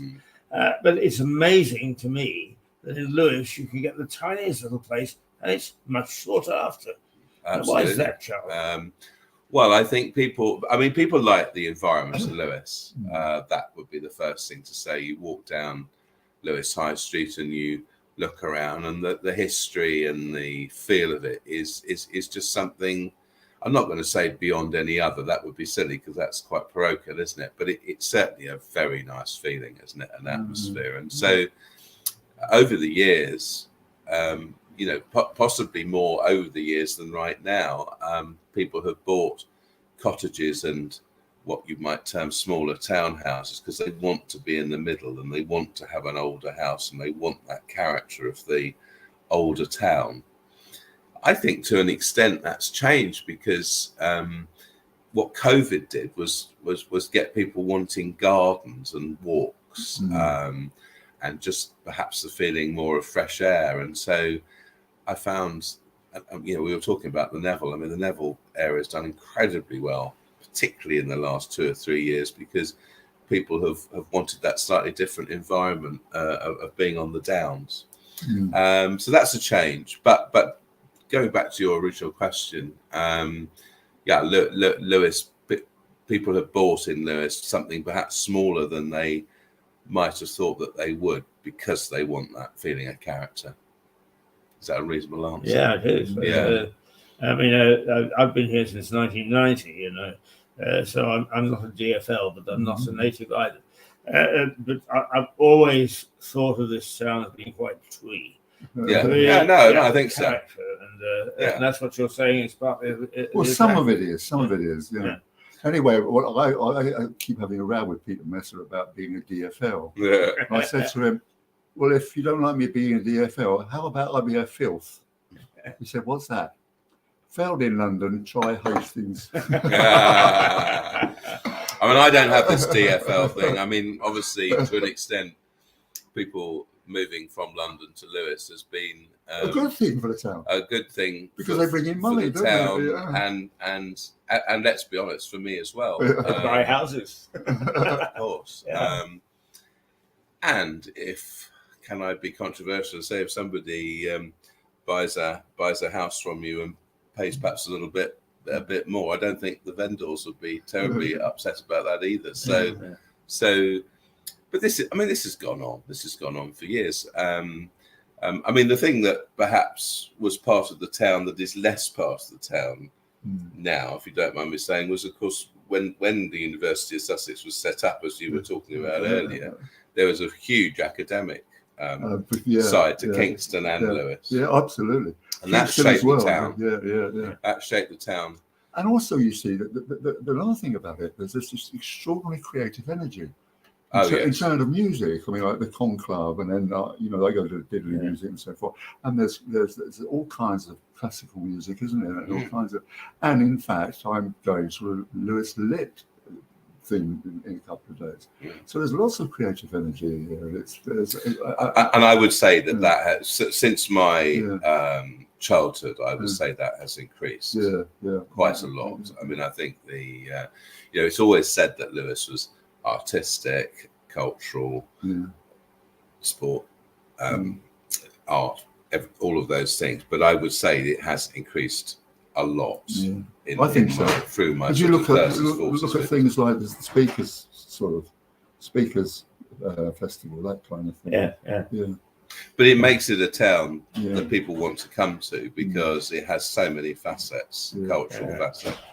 Of course, Charlie, I mean, the building standards here are terrific because the Priory was built in 1069, and you can go down there and you can shake those foundations, and they're still there 1,000 years later. Absolutely. Look at all the things that we have to see. Obviously, the castle, the Priory ruins, as you say. Think about the Priory. We always say there's a wonderful boards. About Ballybeck, and one of the boards is dominated to the monks' ablution situation. They're all pouring their shit into the river. I can't understand that. I think there's two boards about these monks. Anna Cleeve's house, Lewes Town Hall, incredibly historic Lewes Town Hall, the martyrs from the.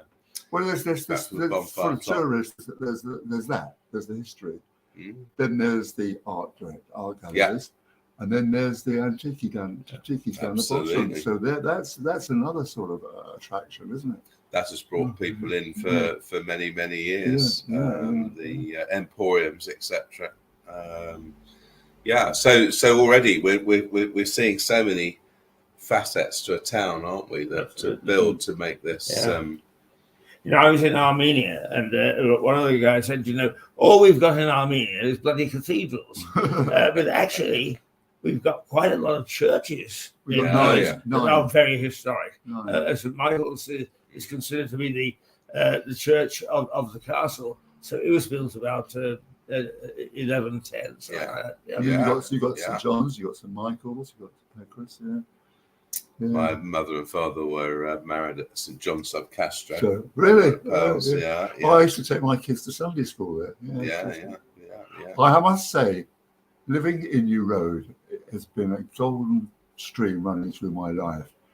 I mean, when I was travelling, I was a war correspondent, and I got quite a lot of money, and I bought that from my vote for 11 grand, and my children have lived there, and I can, there's all kinds of amazing things. Like they used to draw lots for bonfire, who's going to have a house for bonfire. And one of my daughters had 12 children in the house. This is a 2-up-2-down house. But we've had nice things back on the back, and put a nice attic up and so forth. I love my house. Well, it's such a convenient position, isn't it? And you're right in the middle of it all. Castles so close, the paddock in front of you. But also, you gorgeous. think about the paddock in front of me. Behind is the bank. And then there's a 12 birds. It's just a wonderful place to live. Absolutely right. Yeah, I mean, I could have stayed in London. But, it's just been a golden thread right through my life. And my 3 daughters have all lived there in the various stages. So it's There's a slight red herring because you mentioned you live in New Road, and there was another resident there called Tony Burton. I don't know if either of you knew him. I know. And the mine host at the Crown. Yeah. And Tony said it's passed down from landlord to landlord that Tom Paine used to go in there and he would bug everybody to talk about the rights of man until the landlord barred him, and he came over here and made this hotel famous. In the Crown Hotel? Yeah. Yeah, I know. I used to know Tony Burton, and his son Will Burton used to write some articles for me. Yeah. It's like that, though, isn't it? It's a bit. Yeah. Oh, there are thousands. There used to be a television series called "There Are 1,000 Stories in the Naked City." This is just one of them. You can go like that in Lewes. There are 1,000 stories. Oh yeah. So much history. I do feel that there's a slight element amongst the people who lived here, so forth and so on, have a certain right to sort of entitlements. I don't know whether I'm imagining this, but that people, if they've lived there, I was born here. I've got certain entitlements. Do you think that's true? There's a certain snobbery, isn't it? There's a certain sort of special. Look, I've seen a man who's been here for 300 years. I've seen the stuff. I've seen the stuff on DFL. I think some of it is tongue in cheek. I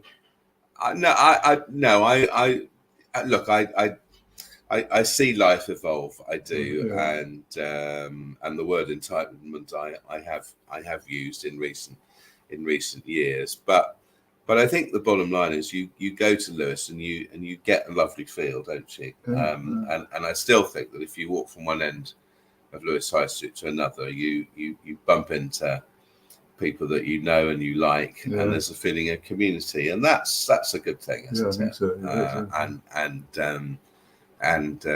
I think there are certain cliques, basically. I mean, particularly the Lewes Arms is a bit cliquey, isn't it? Yes. Yeah. You worked in Northern Ireland. I worked in Northern Ireland. Talk about cliquey. Charlie, I wonder if I could ask you this, because we're sitting next to Beams in a very old hotel, and I understand that a number of shops in Cliff are built from the old timbers from the port. How much is that affecting the buildings, historic buildings particularly, throughout Lewes, built where the timbers today remain what they were 300, 400, 500 years ago? Well, the old adage is that they were built very well. And as long as you keep the defects out, i.e. the water and all that, and everything else, then they remain very strong. I mean, you're right that Lewes was a port, and boats used to come in and ship things down to Newhaven and out. So you had ships' timbers, and that's where a lot of these medieval properties came from. So it's only disrepair that causes problems, really. And obviously, this type of building needs more repair than a standard modern one. But they've been here a long time, whereas some modern ones deteriorate really quickly. Yes, right. I think if you look at it that way, because let's be honest, they're more cheaply built, aren't they? Absolutely. I mean, we had a problem with the signal, because the walls of this hotel are that thick. Well, you can't hear me laughing next door, can you? We can actually. We say, I wonder what he's up to now. This is why I've got a MiFi. You know what that is? No. I'll show you. Right. Don't go away. No, we actually did it's about 5 years ago now. We did a documentary, an 8-part documentary called "The Bloody Past of a Tiny Town," and we pointed out all the blood that has been spilled up and down this high street, which is probably more than anywhere else in the entire country. But I was happy to say that on one New Year's Day, or the day after New Year's, actually, it was shown on national television and got 2.5 million viewers. Wow. And the throwback from that is, I sometimes am sitting and somebody comes up to me and says, "Are you the television man?" You have to be careful what you admit to in case they want to break your nose. You know?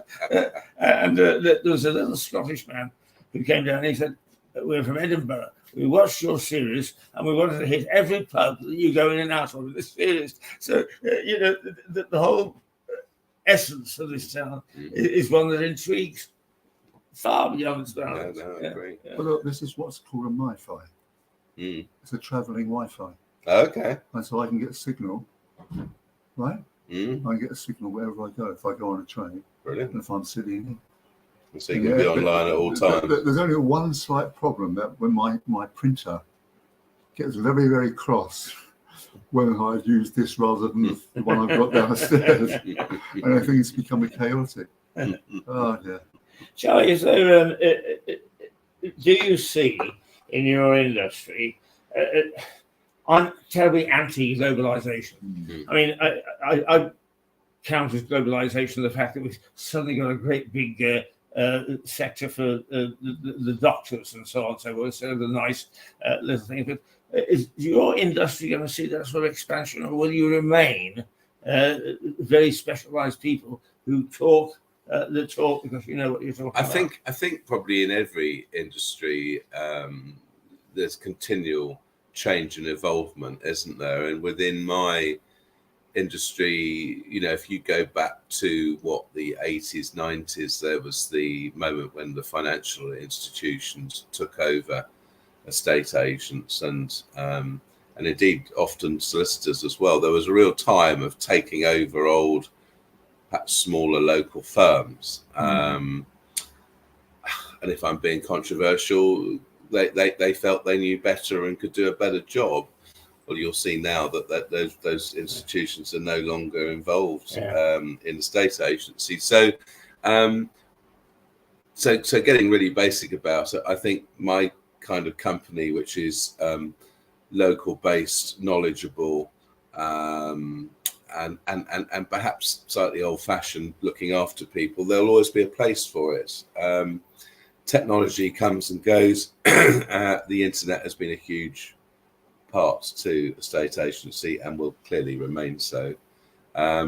So I, as a firm, have to embrace new technology, but continue to have the character and knowledge that my clients want. Is that a reasonable answer? It's a very reasonable answer. Yeah. So You haven't done too badly, actually. So it's trying to get it in the middle, isn't it? Really. Yes. So, what do you think about our offer of new technologies for you? Well, I think that the challenge this year is going to be a market that is much more difficult to sell. But on the other hand, one has got to be still seen as the best agent in town, shall we say?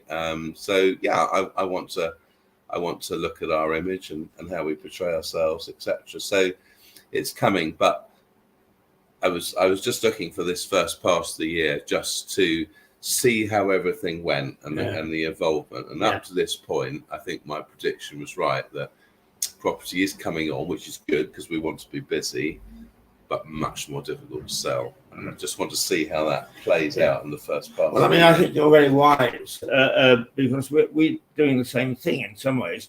The predictions are that things like Netflix and so on are going to destroy the BBC, television as we know it.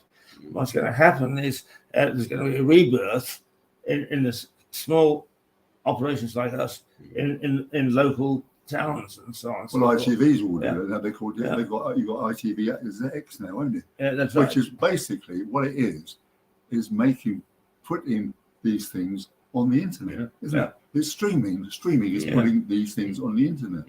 And But I had as far as you're concerned, what we're trying to say to you is that like Oakley's got these bloody great crowds looking in their window, and that's what maybe you've got to do. And the other thing what we were going to approach was Baldwin's. They've got a nice picture up there. But maybe they get more sales if they had a nice video of their children running on the beach, that kind of This thing. is a travel company. Yeah, absolutely. So very much something to think about because you just have to keep an eye out. Put you on the spot. That's fine. One of the interesting things is the growth pattern in our industry is a bit like yours. I get in things that tell me how much we've gone. I got one in 2 weeks ago. We went 2,000% increase in our audience. Now we're small, we're tiny, but we're growing and growing and growing. Yeah. And so we're punching above our weight. Which is lovely, isn't it? Yeah, absolutely. I mean, ITV may come and offer us a vast sum for it. In our case, everybody wants to be on TV. It's quite amazing number. But we've actually had some like I've had my friend from Hong Kong, Philip Barry, whose great grandfather was the governor, and he actually started off the Opium Wars, and he's now married to a Chinese lady, and she's in jail. And I had a conversation with him. And it was very good, wasn't it? She's in jail for political reasons, by the way, not because she was pilfering. No. No, another friend of mine is Tony Robinson, who was the head of Financial Times. I call on all my mates, you see. My mate, he was the Moscow correspondent for the FT. And we came in here and he talked about the war in, what's it? And we were getting incredible viewing, weren't we? And all that kind of thing. Yeah. The war in Ukraine. Yeah. And then there's a local hero, Mark Chadwick, the musician. You know him. He did one as well, didn't he? You know. And then Stuart has come up with some very good interviews. I must say. And it's local people, like there's a girl in the bar over there called The Rights of Man. And we got talking. She said, "Oh, you're a journalist, aren't you?" I said, "Yeah, I am." She said, "Oh, yeah. I want to be a journalist." I said, "Oh, really?" She said, "I want to be a war correspondent." I said, "Well, I'm a war correspondent. You know, I am the Financial Times first, and so far only full-time war correspondent." I keep dining out on that. And actually, people sort of said, "Oh, well, when were you there?" I said, "Well, I was there when the war ended, and I left in 1975 on a helicopter." And I had 15 minutes of fame when I got to London. Everybody started interviewing me. But I don't know. So there's all these people that we're trying to interview and stuff. So it's good fun. Yeah, definitely. Yeah. Well, hopefully I've given you some sort of insight. Yeah, quite. Yeah. I was working for the BBC in Northern Ireland, and one Jeremy Paxman was a trainee. Really? And he came in one day into the news meeting, and we had a particularly fierce news editor. He said, "He'll kill me. He'll kill me."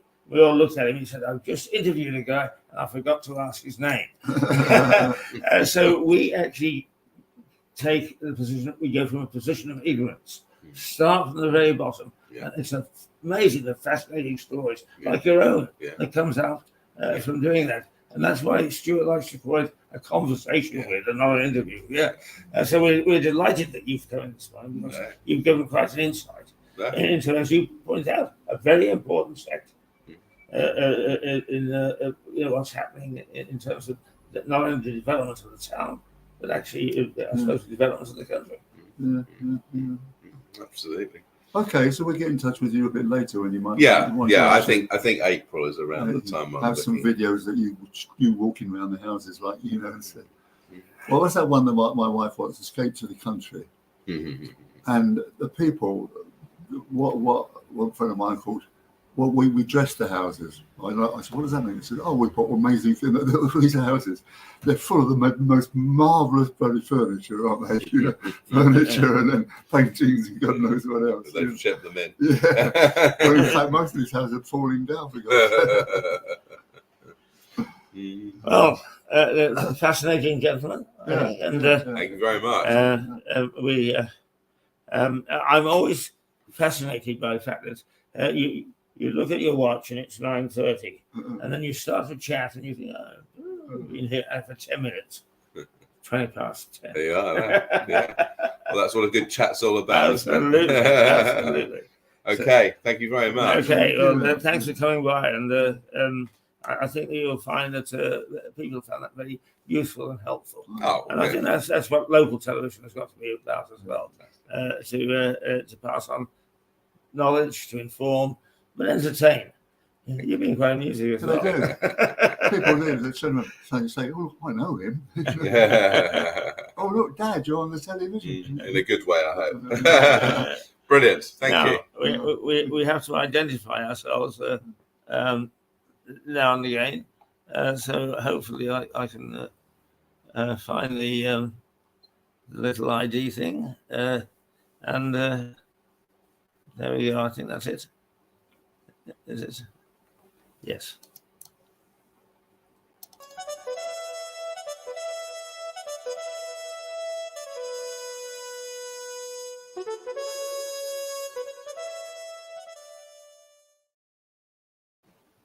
Well, there we go. I'll slip in there if I may, and I'll. Nice to see you. Thank you very much. Charles. Nice to see you. Charlie. Thank you very much. Now, we are going to continue with energy matters. Oh, right. And if I want to do that, he says, yes, even if it's only 5 minutes, because I think, as I said this morning to you, Stuart, that it seems to be happening at such a rapid pace, the change. People rely upon you to keep them up to date. No sense of relying on me because I don't understand the bloody thing. But you're the expert, and where do you want to sit? Well, I'll sit over there. Okay. Hang on. I've got to get in there somehow. Yeah. Let me watch it. Hang on. So we get rid of Charlie's watch, which he didn't drink. Okay. All right, well, we're doing this. Hang on.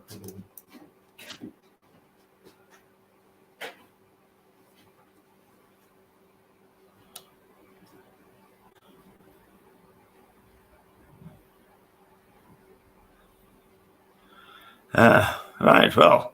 Hang on a second. Let me just. Okay. Well, I'm not going to do anything without you. But we've had a Sean Ilias. I know. There's a young man. He's a mover and shaker in London, and he's been watching us this morning. Really? Yeah. What's he saying? He's saying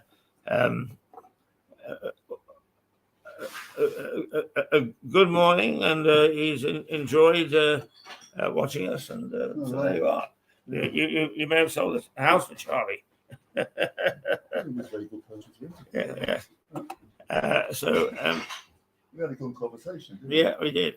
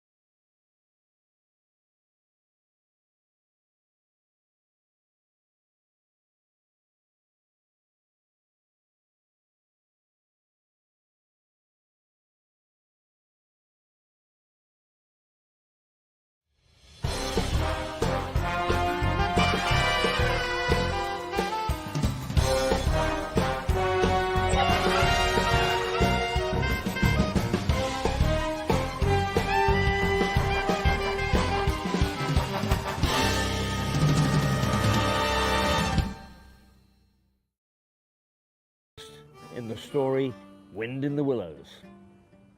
And indeed, rivers large and small everywhere all have many stories to tell. The River Ouse that flows through Lewes is no different. In fact, for much of the town's history, it has played an important part. Today, the river carries nothing but pleasure craft. But for a long time it was a busy, bustling port. About a mile upstream from here is the village of Hamsey. It sits on a triangle of land which splits the river as it curves down towards the town. Hamsey is barely a village today. A few houses with the 13th century church standing in splendid isolation. But Hamsey was a Saxon port in the pre-Norman era. Historians estimate that over 1,000 people lived here, populating a port that saw ships sail up the Ouse to trade goods. There is no doubt that the Normans had a bit to do with its demise. The area was handed over to a Norman lord. But the community was attacked by an enemy it couldn't stop. An army of rats, which disembarked from one of the visiting ships, went ashore and infected the village with bubonic plague. The Black Death. The disease devastated Hamsey. And while there is no historic evidence, legend has it that the residents barricaded themselves in to prevent unaffected people coming in and diseased people getting out. Eventually, they starved to death. Named after the black rats which carried the plague, the Black Death killed over half the population in Britain between 1348 and 1349. The survivors founded another village off Ham, the modern thriving village of Opham. The plague attacked Lewes several times over the following centuries, each time causing significant loss of life. So death continued to stalk Lewes, bringing tragedy to the high street in rather greater measure than other UK high streets. Hamsey gone, but Lewes as a port flourished. Ships and barges plied their trade up and down the Ouse, creating an exciting and bustling waterway.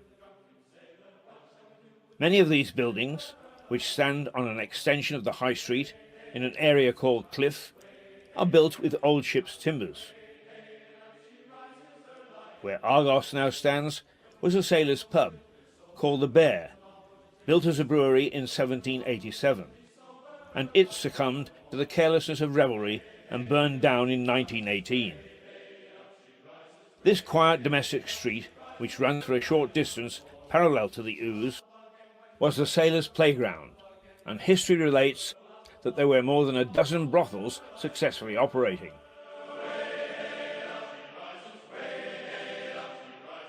Today, This street is known as Little Chelsea. Even the name makes it seem a nice place to live.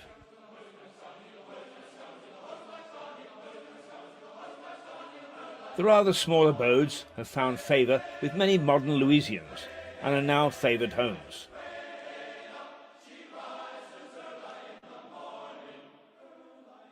And why not? They look good in a twee kind of way. And if you're not living in a former brothel, there are other historical backgrounds to raise the interest.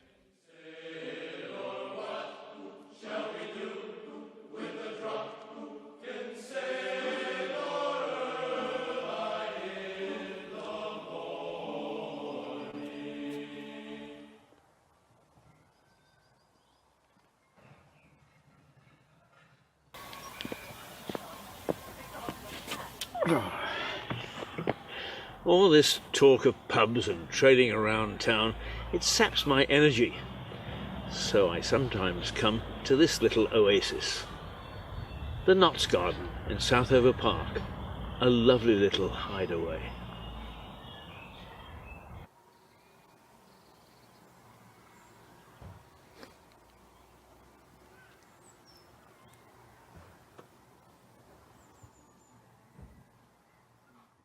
Back to the High Street, or at least its extension into the cliff area of Lewes. So I've been wandering around here because Lewes is full of antique stores and models.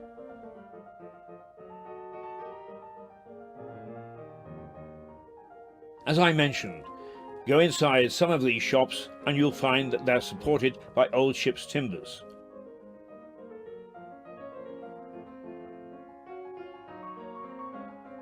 Another reminder of the days when Lewes was a port.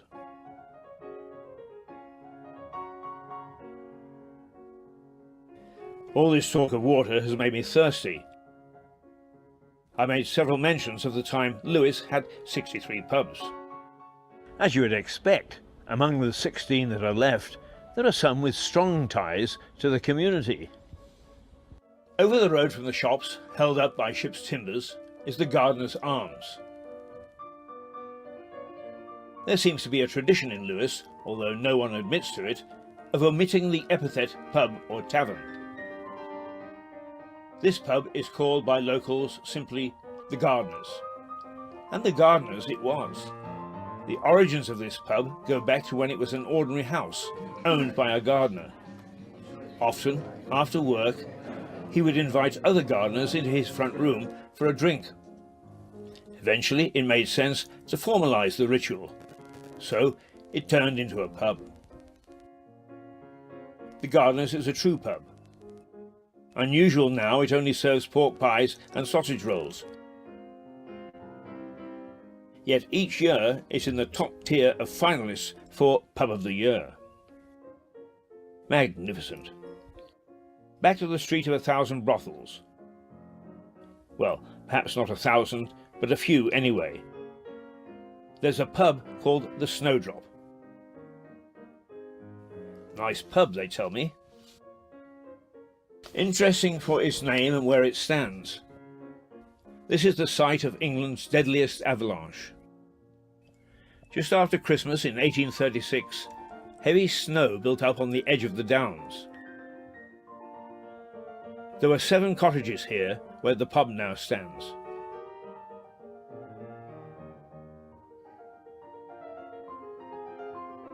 Despite warnings, the people living there went about their business, totally unconcerned about the snow. Then whoosh, down it came, demolishing 7 cottages and taking the lives of 8 people.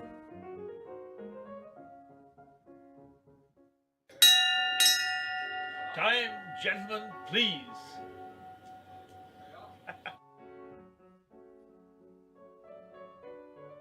Not heard now, but the admonishment of past landlords that it was time to quit drinking should have been heeded by the cottagers. A disaster both for the country and the town. A brief mention of one last hostelry, the John Harvey Tavern. Named after the founder of a local brewery, the one of 16 to survive to the modern day, Harvey's has been around since at least 1790.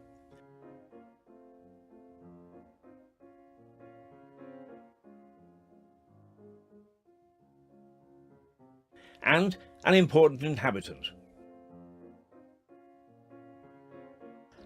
Along with Mole and Ratty on the banks of the River Ouse.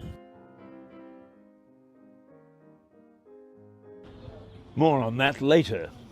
For the moment, back to the bar. How I wish I'd lived in Lewes when it had 63 pubs. Bliss.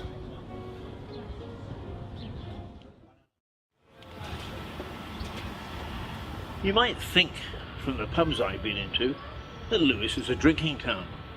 The town constable in the late 1800s didn't think so. The town constable in 1890 didn't want it to be. Here are some notes from the High Constable of Lewes, a gentleman called John Holman, dated 1880. Sunday, the 10th of October, visited all the public houses during morning service.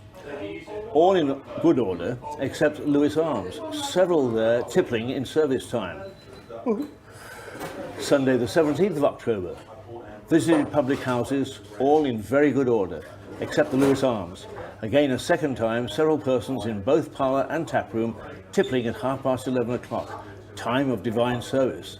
Gave the landlord a caution. Sunday, the 14th of November, visited public houses as usual, witnessed very great indecency in the person of George W. Several persons were tippling during divine service, and on our approach to do our duty, they were permitted to hide themselves upstairs in the pub. This was the third or fourth offence of the same kind. Wow, bit different today. But beer is very close to the hearts of this Sussex town, because it's one of the main employers and industries. Earlier, I mentioned the John Harvey Tavern. John Harvey started his brewery on the banks of the River Ouse in 1790. He was one of the 16 that flourished here at one time. Now, with just the odd microbrewery popping up here and there, it's the only one. The brewery is close to the hearts of the community. The pubs it owns have in the main remained traditional, while its method of delivery has most definitely remained in the past.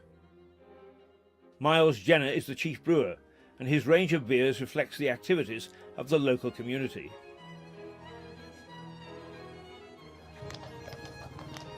The dray that trots around town is a symbol of the tradition of the brewery, but also of the town.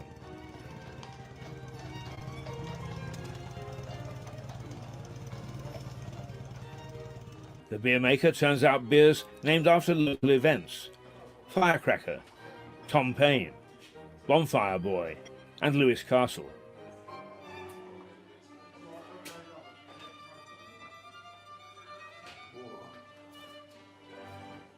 Elaine Harvey, synonymous with Lewes.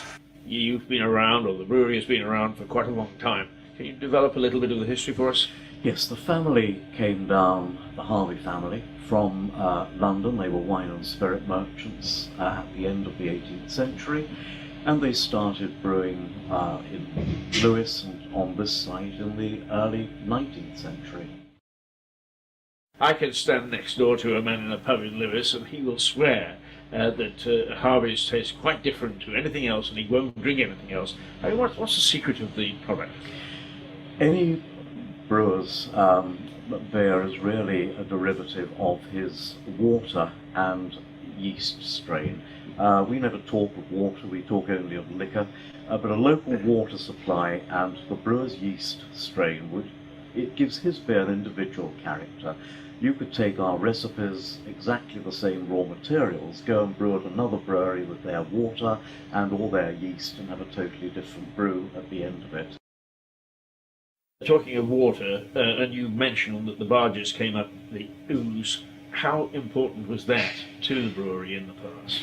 Well, I think it was very important. It was, you know, a fundamental form of communication, and if you were bringing a fair few tons of barley upstream, then it was a very sensible way of delivering. But just as industry sent stuff out to the river, so the river sent stuff back to them, and it wasn't unusual to brew with river water around your feet. And the last big flood we had in 2000, we were 6 foot deep in river water.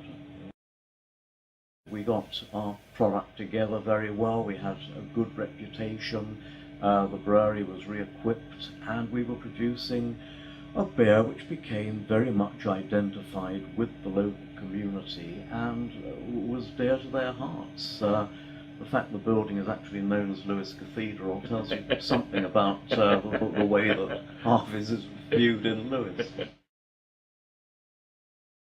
The brewery flourished, but Lewes as a port rapidly declined. The familiar barges that had plied the River Ouse in the early 19th century carried loads of clay to the town. But the clay was used to build the beds for railway lines, and the death knell for river traffic sounded. The ships had consigned themselves to history. The first train to run from Lewes was in 1846. Since then, the railway has become an important junction in the national network. Trains from Lewes Station run to Britain and Hastings in the east, Newhaven Port in the south, and London in the north. There have been successes and failures. Other lines were axed over time, with one, the Bluebell Railway, preserved as a steam preservation project. Back to our tale of the High Street. Cliff High Street is an extension of the High Street ending at the base of the Downs. At the end of it is an ancient church, St Thomas of Becket. The Black Death wasn't the only medieval disease to strike Lewes. Leprosy was rife. This infectious and unsightly blight is first recorded in Lewes in soldiers who took part in the Battle of Lewes. It seems that the monks of the priory tended leprous people in 2 hospitals. Of the larger hospital, St Nicholas, little remains, but the smaller hospital of St James also treated lepers. Bones of the hundreds who died in the Battle of Lewes showed that leprosy was widespread. Don't wear this hat to look pretty, you know. There's a Sherlock gene in me somewhere that gets me into more trouble than enough. So I'm going to stick my head above the parapet and suggest that there's evidence of leprosy here long before the Normans paddled ashore at Hastings. The Church of St Thomas of Becket in Cliff, that's the very far end of the High Street, up against the Downs, has a leper's slit. This was a channel built into the church wall, so that lepers could take Holy Communion without infecting the congregation. St Thomas's is a very ancient church, with bits of it predating the Normans by quite a few years. The interesting thing about this slit is that it starts and ends inside the church itself. Additions were made to the church over the years, so it appears that the leper's slit was built into the original church, but encompassed within it as it was enlarged. Certainly leprosy entered Europe about the 4th century, but was only virulent in the 11th. But it seems that the disease was already in Lewes well before that. Anyway, the Cluniac Priory tended to lepers until a certain king's greed and love life shut the priory down. So leprosy could be added to the Black Death as a scourge of Lewes. But let's shuck off the historic events of bloody Lewes and celebrate the river, the way that our friends in Wind in the Willows did, the lovable Mole and his friend Gung-Ho Ratty. Each summer, a raft race is held on the Ouse by the local round table. Teams from organisations, schools, businesses, and even groups of individuals construct weird and wonderful rafts and race each other from Lewes down to the sea at Newhaven. Not a very fair race. The crews bombard each other with flour and water bombs, water pistols, and any other old rubbish. Spectators add to the mayhem by pelting other missiles at the crews. The first the first few hundred meters are quite torrid, because from the bridges here, people hurl flower bombs and eggs and all sorts of things at you, really. But when you get past Lewis, it's quite peaceful and serene down the river, and you've got the tide to help you along as well. Last year the theme was the Rio Olympics, so again it was quite open to interpretation. You could just take Brazilian culture or, of course, the Olympics. I actually took part last year.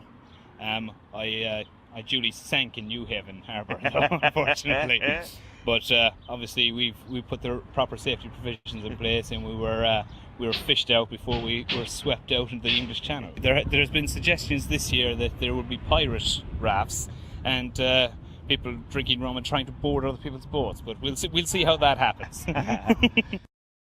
We're limited for safety reasons to 25 rafts. In the next number of weeks, we're going to have talks with all the safety bodies, and perhaps we may be allowed more, but obviously safety is our main priority. This year I've been absolutely inundated with applications. I think I've sent out over 100 application forms. Wow! Now, how do you select which of the 25 are going to be lucky? It's down to, in a lot of cases, the event is sponsored. So in many cases, sponsors may get priority, but overall, it's just a lottery, really.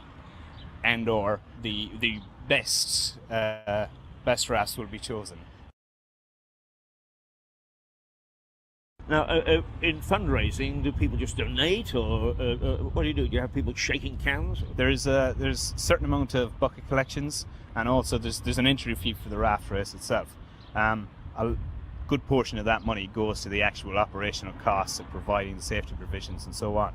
But obviously, whatever's left over will go to the local charity. Right. This year, we're also in partnership with New Haven Town Council, because they really wanted to get more involved, because obviously it finishes there. So this year we will be supporting a charity in Lewis and a charity in New Haven. A lot of people line the banks. Do you take an estimate of how many people are here on a good Sunday? We would estimate maybe 5,000 to 7,000, but we've no way of telling, really. But it seems to be a very popular event, and the people of the town have taken it to their hearts. Yes, indeed they have. I mean, it's a wonderful occasion. After all the bloodshed and death in this little town, that regatta makes me feel a lot better. Time for a little nap, I think.